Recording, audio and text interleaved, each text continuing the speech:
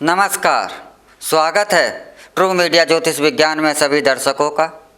आज हम बात कर रहे हैं एक त्यौहार की, अहोई अष्टमी की, जिसे कार्तिक कृष्ण अष्टमी व्रत भी कहा जाता है।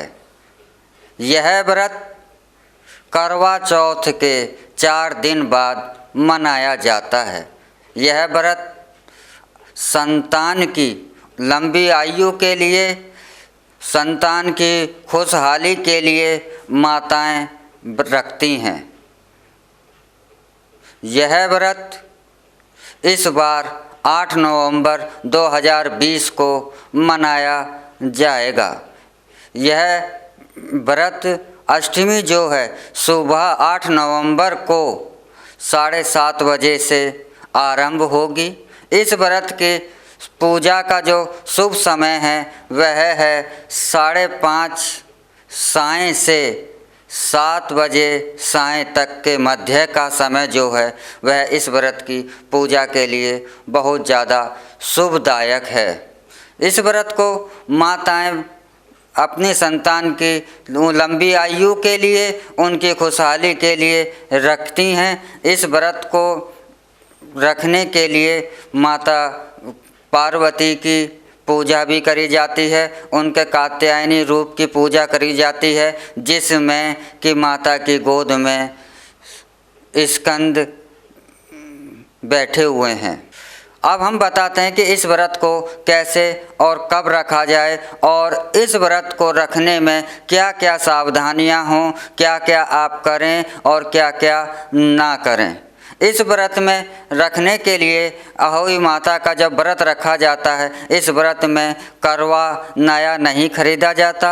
जो करवा चौथ पर प्रयोग में किया जाता है वही करवा अहोई अष्टमी के व्रत में प्रयोग में लाया जाता है। इस दिन माताएं बहनें अपनी संतान को, जिनके लिए वह व्रत रख रही हैं, कोई भी कटु वचन ना कहें, उन्हें अपशब्द या डांटें या पीटे नहीं। इस व्रत में एक विशेष ध्यान और भी रखा जाता है कि इस दिन मिट्टी को खोदना या मिट्टी से संबंधित जो औजार हैं जैसे कि खुरपी इत्यादि, ऐसे औजारों का भी इस्तेमाल नहीं करना चाहिए।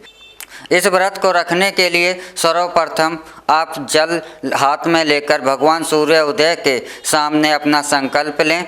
उसके बाद इस व्रत को आरंभ किया जाता है। यह व्रत अधिकतर माताएं निर्जला के रूप में रखती हैं। इस व्रत में अर्घ्य जो दिया जाता है वह तारों को दिया जाता है। इस व्रत में तारा भोजन करने का विधान होता है। सारा दिन माताएं इस व्रत को रखती हैं और संध्या के समय भगवान शिव की, माता गौरी की पूजा कर अष्टमी माता की पूजा कर इस व्रत को, तारों को अर्घ्य, करवे से अर्घ्य दे करके इस व्रत का समापन करती हैं। इस व्रत में माताओं बहनों को यह ध्यान भी रखना चाहिए कि जब वह इस व्रत की पूजा करें तब अपने जो पुत्र पुत्रियां हैं उनको अपने पास अवश्य ही बिठा लें। उन्हें अपने पास बिठा करके ही पूजा करें और माता की कथा भी सुनें।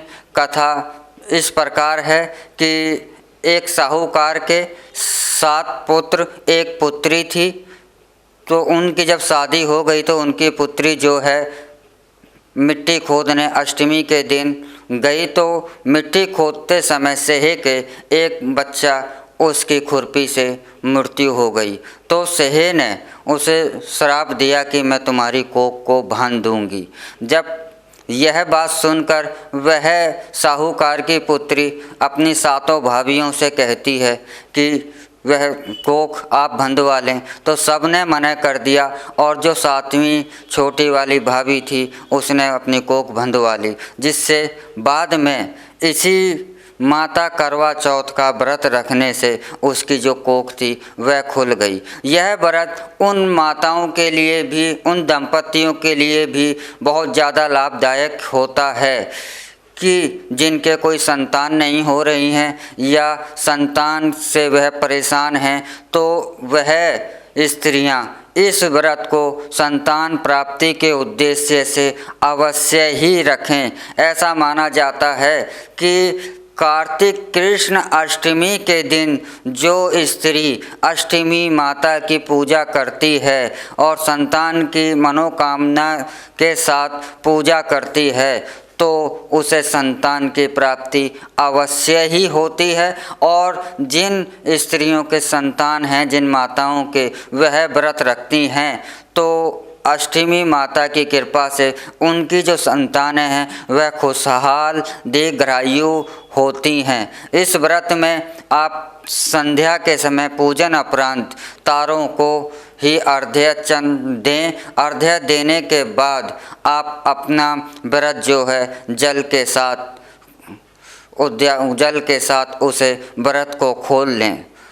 और सर्वप्रथम जो आपने पूजा में जो भी आपने सामान पूजा में रखा है वह प्रसाद के रूप में अपने बच्चों को अवश्य ही खिलाएं।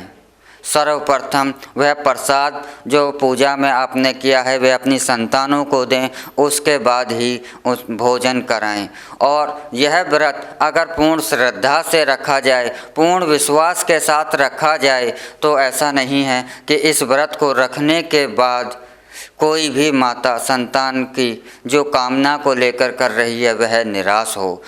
यह व्रत बहुत ही का सुख देने वाला है संतान को, और उनकी कामनाएं माताओं की संतान की जो कामना होती है माताओं के अंदर वह उनको पूर्ण करने वाला है। इसलिए इस व्रत को आप अवश्य ही रखा जाना चाहिए। यह व्रत बच्चों के लिए, संतान के लिए बहुत ही ज़्यादा सौभाग्यदायक, फलदायक होता है।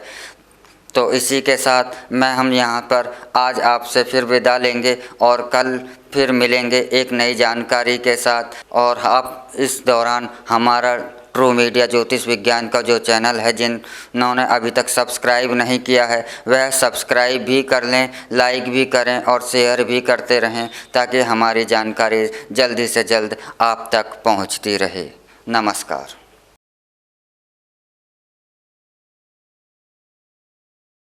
अगर आप ये वीडियो YouTube पर देख रहे हैं तो हमारे चैनल को सब्सक्राइब करें और बेल आइकन को दबाना ना भूलें। अगर आप Facebook पर ये वीडियो देख रहे हैं तो हमारे पेज को लाइक करें।